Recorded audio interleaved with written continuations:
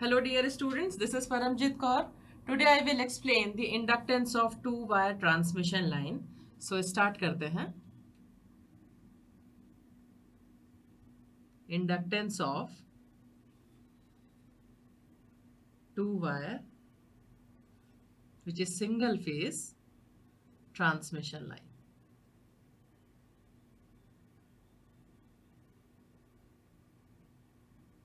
तो सबसे पहले हम लोग ये जानने की कोशिश करते हैं कि इंडक्टेंस क्या है. तो आपको मालूम है इंडक्टेंस क्या है? फ्लक्स लिंकेज पर एम्पियर. अगर मैं इंडक्टेंस को लिखूं, दिस इज फ्लक्स लिंकेज पर एम्पियर. तो सबसे पहले हमारा ऑब्जेक्टिव क्या है? फ्लक्स लिंकेज को कैलकुलेट करना, राइट ना.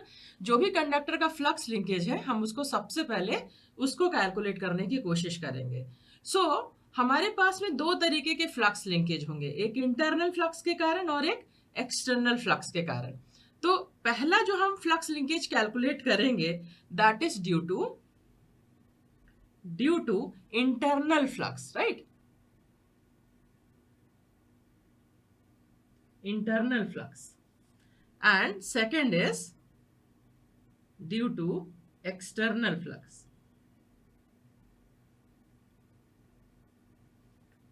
ठीक है.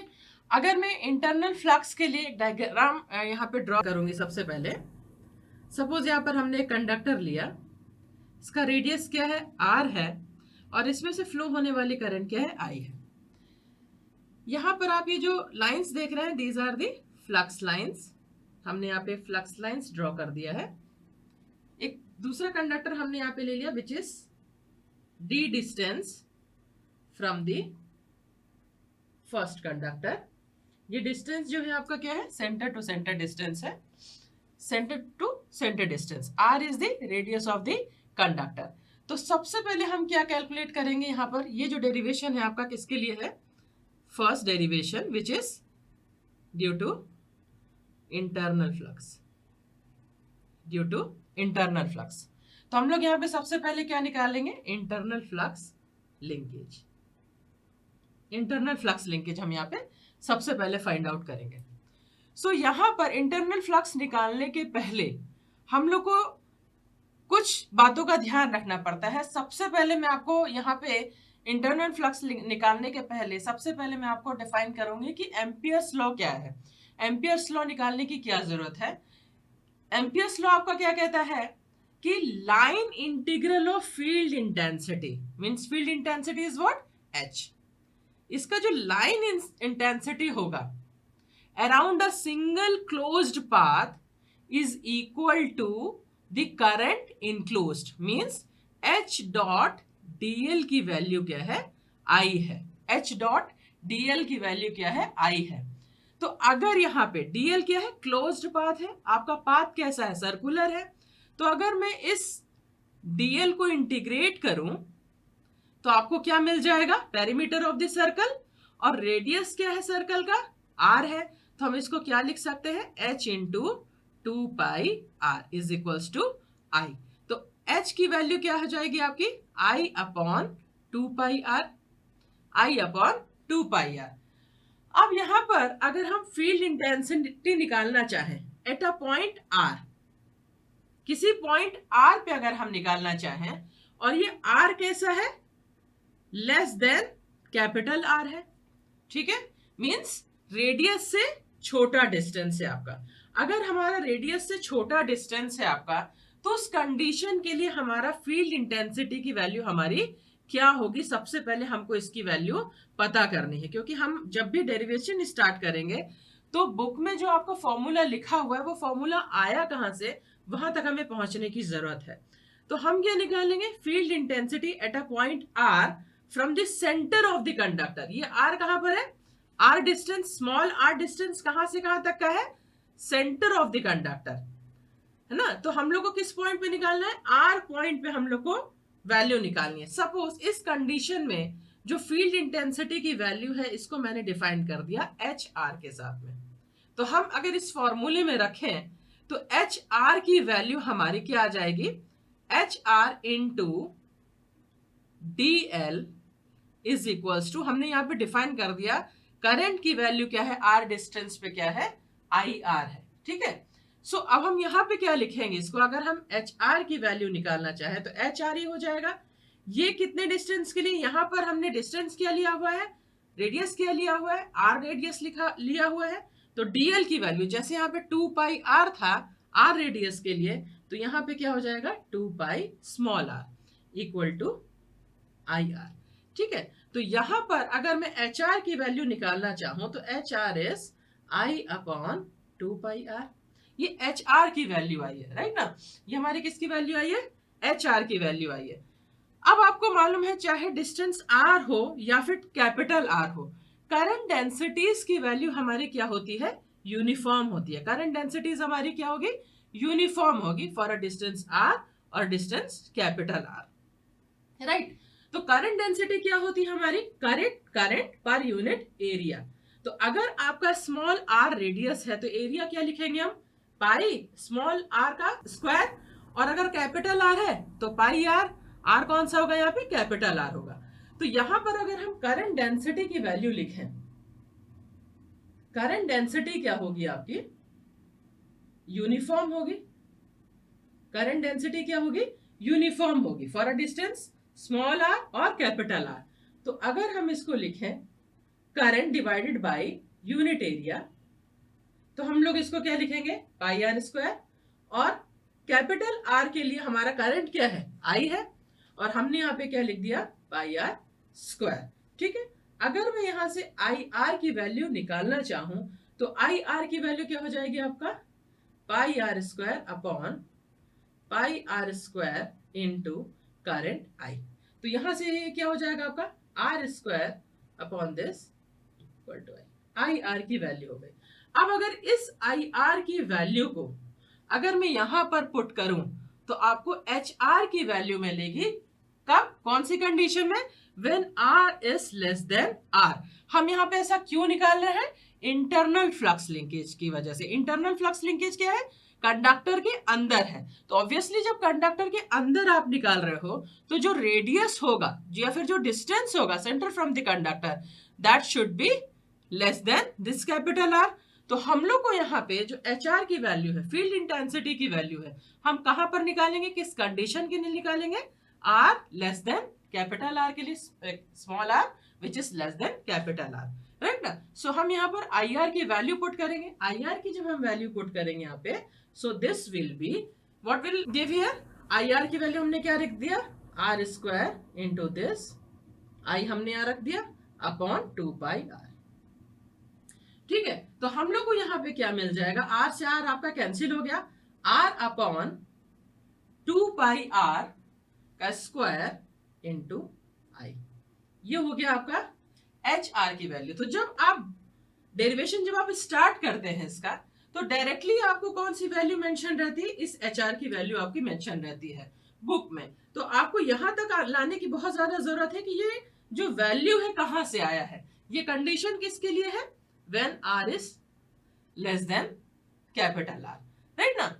सब अब यहां पर दूसरा कंडीशन क्या आता है, जब आपका जो फील्ड इंटेंसिटी है, जब आपका जो फील्ड इंटेंसिटी है लेस देन कैपिटल आर है तो आपकी ये वैल्यू होगी। लेकिन अगर हम फील्ड इंटेंसिटी की वैल्यू को, अगर कोई कंडीशन ऐसा है जहां पर आर की वैल्यू कैपिटल आर से ज्यादा है, मींस डिस्टेंस क्या है, रेडियस से अगर ज्यादा है, बाहर की ओर अगर हम निकालना चाहें, तो एम्पियर्स लॉ क्या कहता है, h की वैल्यू क्या होगी इस कंडीशन में, इस कंडीशन में जो h की वैल्यू होगी that is I upon 2 pi r, I upon 2 pi r. So यहां पर दो वैल्यूज हैं आपकी, यहां पर क्या है, r upon 2 pi r square into I है, और इस कंडीशन में आपकी वैल्यू क्या आ रही है, I upon 2 pi r when small r is greater than capital R, right ना। सो यहां पर आपको क्या देखने को मिल रहा है कि यहां पर जो आपकी इंटेंसिटी है, यहां पर जो आपकी इंटेंसिटी है that is directly proportional to distance from centre of the conductor, right ना। पर यहां पर आप क्या देख रहे हो, h is inversely proportional to the distance from the conductor when we are calculating the intensity outside the conductor। ये inside the conductor के लिए है, ये आउटसाइड द कंडक्टर के लिए है। सो अब देखते हैं यहाँ पे, अभी मैंने आपको क्या बताया कि जो आपका H है due to internal flux, H की वैल्यू क्या आई थी, आई आर अपॉन 2πr², ये वैल्यू आया था आपका। ठीक है, तो जो बुक में जो आपका डेरिवेशन स्टार्ट होता है तो आपकी इसी लाइन से स्टार्ट कर देता है वो, इसलिए मैंने अभी आपको ये बताया कि ये लाइन आपका, ये फॉर्मूला आपका आया कहाँ से। तो आपको ये पता होना चाहिए कि इंटरनल फ्लक्स के कारण या फिर एक्सटर्नल फ्लक्स के कारण जहां पर आर आपका क्या है, वेरी हो रहा है, डिस्टेंस अगर वेरी हो रहा है तो इंटेंसिटी की वैल्यू क्या होगी, हम इंटरनल फ्लक्स के लिए निकाल रहे हैं, तो ऑब्वियसली ये कंडीशन किसके लिए थी, when small r is less than capital R, right ना। तो ये आपकी इंटेंसिटी की वैल्यू हो गई। आपको पता है जो मैग्नेटिक फ्लक्स डेंसिटी है, अगर मैं इसकी बात करूं तो इसको हम क्या लिख सकते हैं, म्यू इंटू एच, तो हम इसको क्या लिखेंगे, म्यू नॉट एच। ठीक है, म्यू आर की वैल्यू हम क्या एज्यूम करेंगे, 1, तो हम लोग यहां पर इसी को क्या लिख सकते हैं, mu naught I r upon 2πr²। ठीक है, तो फ्लक्स भी क्या है, विद रिस्पेक्ट टू डिस्टेंस आपका क्या है, वेरी हो रहा है। अब एक डायग्राम आपका ड्रॉ करते हैं यहाँ पे। इस डायग्राम में आप देखिए कि ये एक आपका कंडक्टर है, राइट। सेंटर से ये जो आपका डिस्टेंस है ये क्या है, आर है, स्मॉल आर है। एक स्मॉल एरिया ले लिया है, suppose this is denoted bye here ds, यहां पर एक स्मॉल एरिया ले लिया है, इसकी वैल्यू क्या है, ये क्या है, ds है, और ये आपका आउटर सरफेस है।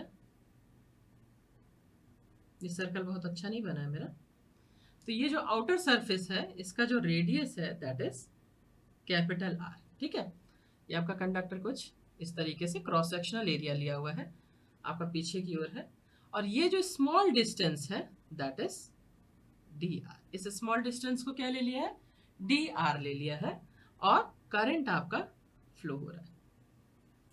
ठीक है, सो यहां पर हम लोगों ने एक स्मॉल डिस्टेंस डी आर लिया हुआ है, और हमने क्या माना कि जो फ्लक्स लाइंस है कॉन्सेंट्रिक सर्कल्स है कंडक्टर के चारों तरफ, सो थिकनेस डी आर का हमने जो एक स्मॉल डिस्टेंस लिया हुआ है वहां पर हम लोग क्या ले रहे हैं, फ्लक्स की वैल्यू। अगर मैं फ्लक्स की बात करूं तो फ्लक्स को हम लोग क्या ले रहे हैं, वहां पे जो भी नंबर ऑफ लाइंस या फ्लक्स लाइंस है वो वहां पर क्या होंगी, product of B means flux density and area of the element normal to the flux line, right. So हम यहां पर अगर डी फाई की अगर मैं बात करूं तो डी फाई क्या हो जाएगा, flux density into area, flux density into area. ठीक है, तो इसी डी फाई को हम यहाँ पे क्या लिख सकते हैं, बी तो आपका फ्लक्स डेंसिटी है, इंटू एरिया क्या हो जाएगा, एरिया क्या है, इसका जो डिस्टेंस है, इसकी जो विड्थ है ये क्या है, डी आर है, और कंडक्टर की लेंथ क्या है, एल है, तो हम लोग इसको क्या लिख सकते हैं, B into sorry d r into l, d r into l, d r into l. L क्या है, length of the conductor, l is what, l is length of the conductor, length of the conductor है ये। ठीक है, तो अगर मैंने इसको लेंथ ऑफ द कंडक्टर को अगर मैं 1 बोल दूं तो इस डी फाई की वैल्यू आपकी क्या हो जाएगी, B into d r, B into d r. तो यहां पर अगर मैं b की वैल्यू यहां पे पुट अप कर दूं, b की वैल्यू यहां पर अगर मैं पुट अप कर दूं, so what we can get here, d phi is equals to mu not I r upon 2πr² into d r. ठीक है, सो नाउ हमने क्या निकाल लिया, फ्लक्स निकाल लिया है। तो फ्लक्स लिंकेज क्या होता है, अगर मैं बात करूं फ्लक्स लिंकेज की, तो अगर मैं बात करूं फ्लक्स लिंकेज की तो फाई इज इक्वल टू क्या हो जाएगा, n into phi, n into phi. n क्या है आपका, नंबर ऑफ टर्न्स है आपके। ठीक है, तो यहां पर अब आप लोग देखिए, यहां पर जब हमने इसके पहले जब वैल्यू कैलकुलेट किया था तो वहां पर क्या था, r square small r square divided by capital R square. Means एक ये पार्ट था, ये एक स्मॉल पार्ट था जहां पर आपके नंबर ऑफ फ्लक्स लाइंस क्या है, इनक्लोज हो रहे हैं। ठीक है, तो नंबर ऑफ फ्लक्स लाइन कितने पार्ट के लिए इनक्लोज हो रहे हैं, सिर्फ r less than capital R के लिए। ठीक है, ये जो आपका डी5 है कहां पर इंक्लूज हो रहा है, ओनली फॉर दिस पार्ट, सिर्फ इस पार्ट के लिए भी हम लोग निकाल रहे हैं।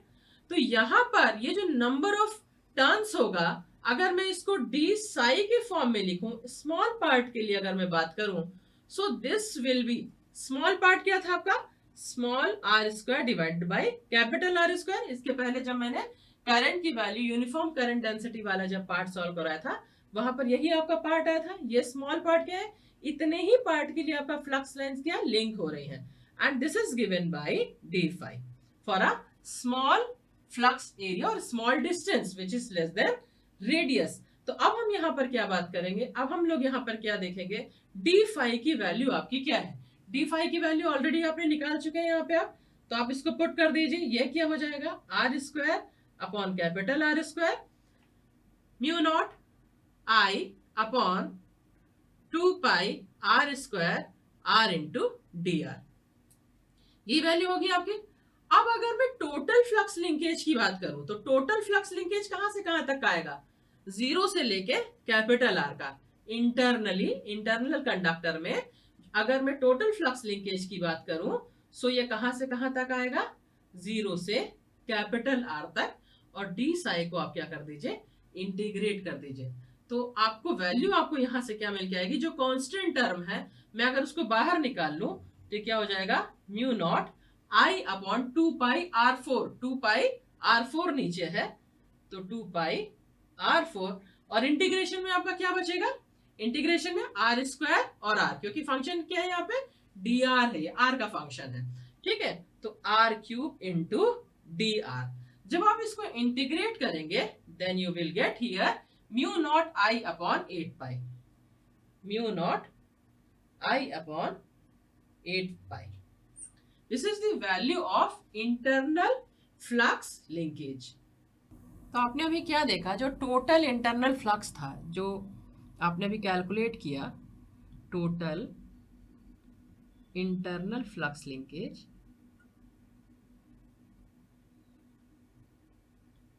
की जो वैल्यू आपने कैलकुलेट किया वो क्या था, साई इज इक्वल्स टू, आपने क्या कैलकुलेट किया पे, म्यू आई अपॉन 8 पाई। ठीक है, म्यू आई अपॉन 8 पाई। यहां से आप क्या देख रहे हो कि ये जो आपका इंटरनल फ्लक्स लिंकेज की वैल्यू आई है that is independent of size of the conductor, right ना। यहां पर क्या है, करंट के प्रोपोर्शनल है आपका, बट यहां पर साइज पे ये डिपेंड नहीं कर रहा है। जो इंटरनल फ्लक्स लिंकेज है वो कंडक्टर की साइज पे डिपेंड नहीं कर रहा है। ठीक है, अब बात करते हैं, ये तो आपके इंटरनल फ्लक्स लिंकेज की बात हो गई। अब बात करते हैं second, external flux linkage.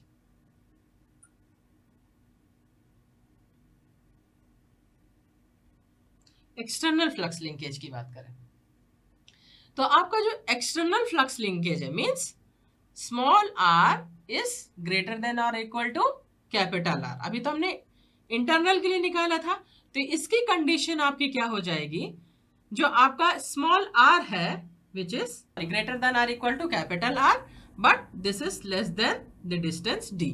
D आपका क्या था, जो आपका सेकंड कंडक्टर था आपका 2 वायर सिस्टम में, जो आपका कंडक्टर दूसरा कंडक्टर था आपका, उसे सेंटर टू सेंटर तक का डिस्टेंस था। तो यहां पर अभी मैंने एम्पियर्स लॉ के तहत आपको ये बताया था कि जो आपकी फील्ड इंटेंसिटी की वैल्यू होगी, अगर आपका कंडीशन क्या है, small r is greater than capital R है, तो इस कंडीशन में जो फील्ड इंटेंसिटी की वैल्यू होगी उसकी वैल्यू क्या हो जाएगी, आई अपॉन 2 पाई आर। ठीक है, तो अभी आप लोगों को समझ में आ रहा होगा कि जो मैंने आपको इनिशियली जो 2 कंडीशंस आपको बताई थी फील्ड इंटेंसिटी के लिए, कि अगर स्मॉल आर कैपिटल आर से छोटा है या बड़ा है, दोनों ही कंडीशन के लिए जो आपकी फील्ड इंटेंसिटी की वैल्यू है वो डिफरेंट है, और दोनों ही चीजें, एक बार आपका इंटरनल फ्लक्स लिंकेज में यूज हो रहा है और दूसरा आपका एक्सटर्नल फ्लक्स लिंकेज में यूज हो रहा है। सेम चीज आपको यहां पर भी करनी है। जो फ्लक्स डेंसिटी की अगर मैं बात करूं तो हम लोग क्या लिखेंगे यहाँ पे, flux density B is equal to, हम यहाँ पे क्या लिखेंगे, mu naught H, mu naught H, ठीक है ना। तो म्यू नॉट एच की वैल्यू अगर मैं यहाँ पे लिख दूं तो ये क्या हो जाएगा, mu not I upon 2 pi r and mu r equal to 1, mu r equal to 1, ठीक है। सो यहां पर अगर अगेन वही आपको प्रोसेस फॉलो करना है। अगर मैं फ्लक्स की बात करूं तो फ्लक्स क्या हो जाएगा आपका, flux is denoted by d phi. तो फ्लक्स की अगर मैं बात करूं और फ्लक्स आपका डी फाई है तो यहां पे फ्लक्स की वैल्यू क्या हो जाएगी, B into d r into 1 metre, क्योंकि हमने लेंथ ऑफ द कंडक्टर को क्या एज्यूम कर लिया था, 1 मीटर एज्यूम कर लिया था। तो यहां पर आपका जो डी फाई है इसकी वैल्यू क्या हो जाएगी, mu not I upon 2 pi r into d r, ठीक है। अब यहां पर क्या है, अब डी साई की अगर मैं बात करूं तो डी साई क्या है, डी साई आपका क्या है, N into phi, N is the number of conductor, और यहां पर जो फ्लक्स है दैट इनक्लोजेस ओनली 1 कंडक्टर, ठीक है, means the number of turns enclosed by the flux is 1, so that यही वैल्यू आपकी किसकी हो जाएगी, डी साई की भी हो जाएगी। क्यों हो जाएगी, because flux enclosed only one conductor, only one conductor, right na, and the number of turns enclosed by the flux is 1, ठीक है। so number of turns यहां पर क्या हो जाएगा, number of turns enclosed by flux lines is 1, ठीक है। तो यहां पर अगर मैं डी साई की बात करूं that is phi into N, N phi होता है, तो एन की वैल्यू आपकी यहां पे क्या है, 1 है, ठीक है। तो यही आपका जो डी फाई की वैल्यू होगी वही आपकी वैल्यू किसकी हो जाएगी, डी साई की वैल्यू हो जाएगी, ठीक है। सो अब यहां पर अगर मैं टोटल फ्लक्स लिंकेज की बात करूं, टोटल फ्लक्स लिंकेज की बात करूं तो क्या हो जाएगा, यही जो आपका डी साई है इसको आप इंटीग्रेट कर दोगे, देन यू गेट साई। तो आप इसको कहां से कहां तक इंटीग्रेट करेंगे, आपने जो सबसे पहले जो इस डेरिवेशन में आपने जो डायग्राम ड्रॉ किया था, तो जो आपकी लिमिट्स कहां से कहां तक होंगे, capital R to d by r, ठीक है ना, capital R to d by r, centre to centre, but ये एक सरफेस से आपको काउंट करना पड़ेगा, सरफेस से आपको काउंट करना पड़ेगा, क्योंकि 0 टू आर तो आप निकाल चुके हैं, 0 टू आर तो आप निकाल चुके हैं। अब आपको क्या कैलकुलेट करना पड़ेगा, सरफेस टू सरफेस, एक्सटर्नल निकालना है आपको, ठीक है। तो आपका क्या हो जाएगा, ये डी साई सरफेस से लेकर, ठीक है। तो जो लोअर लिमिट है it measure the distance from centre of the conductor and external flux begins from the surface of the conductor and this extend up to the surface of the other conductor, ठीक है। so the upper limit will be d minus r, ठीक है। तो अब यहां पर अब आप सबकी वैल्यूज पुट कर दीजिए, ये क्या हो जाएगा r, ये क्या हो जाएगा आपका d by r, d minus r, यहां पर जो आपकी वैल्यूज है ये क्या हो जाएगी, mu not I upon 2 pi r upon 2 pi r into d r, ठीक है। यहां पर अगर मैं कांस्टेंट टर्म की बात करूं तो कांस्टेंट टर्म आपका क्या है, 2 पाई म्यू नॉट आई अपॉन 2 पाई, तो म्यू नॉट आई अपॉन 2 पाई आपका क्या है, कांस्टेंट है। इसके इंटीग्रेशन के अंदर क्या हो जाएगा, 1 अपॉन आर, ये आपका स्मॉल आर है, यहाँ पे ये आपका क्या है, स्मॉल आर है, 1 upon r into d r, 1 upon r into d r, right. So यहां पर जब आप इसको सॉल्व करेंगे then you get mu not I upon 2 pi and natural log of d minus r upon capital R, ठीक है। सो ये values आपकी हो गई। अब यहां पर अब आप ये देख रहे हो कि जो कैपिटल आर है that is very very less than D, क्योंकि जो आपका सेकेंड कंडक्टर है वो आर के कंपैरिजन में बहुत ज्यादा डिस्टेंस पर रखा गया है। तो हम लोग यहाँ पे क्या क्या, क्या कह सकते हैं, d by r is approximately equal to d। So यहाँ पर वैल्यू क्या आ जाएगी, mu not I upon 2 pi natural log of d by r, d by r. तो जो आपका टोटल फ्लक्स लिंकेज होगा, ये आपका कौन सा फ्लक्स लिंकेज हो गया, एक्सटर्नल फ्लक्स लिंकेज। ये कौन सी वैल्यू आई आपकी, एक्सटर्नल फ्लक्स लिंकेज की। तो जो टोटल आपका फ्लक्स लिंकेज होगा that is the summation of internal flux, that is the summation of internal flux and external flux, right. तो अगर मैं टोटल फ्लक्स लिंकेज की अगर मैं बात करूं, तो जो आपका टोटल फ्लक्स लिंकेज होगा,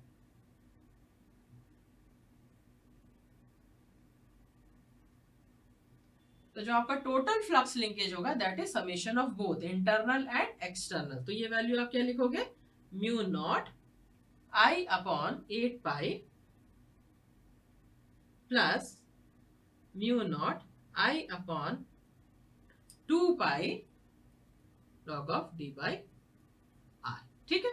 सो यहां पर अगर मैं दोनों कंडक्टर की बात करूं, ये तो सिंगल कंडक्टर की बात है, for both the conductor, for both the conductor, ये वैल्यू किसके बराबर हो जाएगी आपकी, 2 into mu not I upon 8 pi plus mu not I upon 2 pi natural log of d by r, right. So ये क्या है आपका, दोनों कंडक्टर के लिए, for both the conductor, right ना। सो अब अगर मैं इसको फर्दर और डिराइव करूं तो ये चीज क्या हो जाएगी, अगर मैं अब यहां से इंडक्टेंस निकालूं, ये क्या है आपका टोटल फ्लक्स लिंकेज है, तो मैंने इसको लिख दिया साई टी सपोज, ठीक है। तो अगर मैं इंडक्टेंस की बात करूं, इंडक्टेंस की बात करूं तो मैंने आपको शुरुआत में ही बताया था, तो ये क्या हो जाएगा आपका divided by I, Sai divided by I, क्या हो जाएगा आपका, इंडक्टेंस हो जाएगा आपका। तो अगर मैं इसको आई से डिवाइड कर दूं तो आपको क्या मिल जाएगा, इंडक्टेंस। सो यहां पर हम निकालते हैं inductance L per unit length, per unit length, ठीक है। तो इसकी वैल्यू आपकी देखिए क्या हो जाएगी, इसकी वैल्यू हो जाएगी आपकी, यहां से आप सॉल्व कर लीजिए, mu naught upon 4 pi, mu naught upon 4 pi plus mu naught upon pi natural log of d by r, d by r, ठीक है, डी बाई आर, ठीक है ना। अब यहां से जो म्यू नॉट की वैल्यू है, आपको पता है म्यू नॉट की वैल्यू क्या होती है, 4 pi into 10 to the power minus 7। तो L की वैल्यू आपकी क्या हो जाएगी, यहाँ पे 10 टू द पावर माइनस 7 को बाहर ले लीजिए, क्योंकि 4 पाई से 4 पाई आपका कैंसिल आउट हो जाएगा। तो 10 टू द पावर माइनस 7 बाहर आ गया, अंदर क्या आ गया 1 प्लस, ठीक है, 1 plus 4 natural log of d by r, ठीक है, ये चीज आ गई आपकी।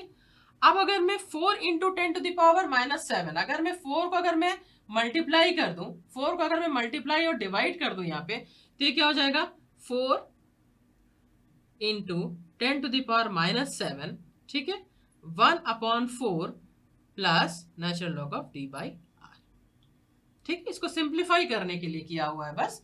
तो अगर मैं इसी को लॉग के फॉर्मूले में लिखना चाहूं तो इसको हम क्या लिख सकते हैं, 1 अपॉन 4 कैसे आएगा, natural log e to the power 1 by 4 की ही वैल्यू क्या हो जाएगी, 1 अपॉन 4, ठीक है। तो अगर मैं इसको इसके फॉर्म में लिखूं तो ये क्या हो जाएगा, 4 into 10 to the power minus 7, ठीक है, natural log of e to the power 1 by 4 plus d by r, ठीक है। तो ये वैल्यू आपकी क्या हो जाएगी, ये वैल्यू यहां से अगर आप इसको फर्दर सॉल्व करोगे तो ये क्या हो जाएगा, 4 into 10 to the power minus 7 log of d upon r e to the power 1 by 4, ठीक है ना, ये हो गया आपका। तो इसी टर्म को हम लिखते हैं r e to the power 1/4 को ही हम क्या लिख देंगे, आर डैश।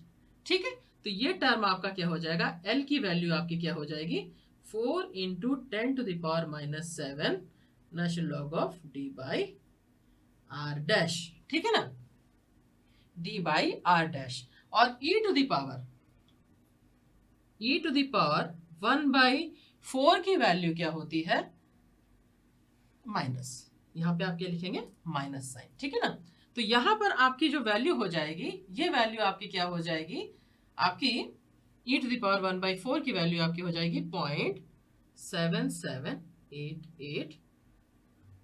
ठीक है, तो यहां पर e टू द पावर -1/4 की वैल्यू क्या है आपकी 0.7788। और अगर मैं r डैश की अगर मैं बात करूं तो r डैश को हम क्या लिख सकते हैं, r dash is equal to 0.7788 r, right, capital R।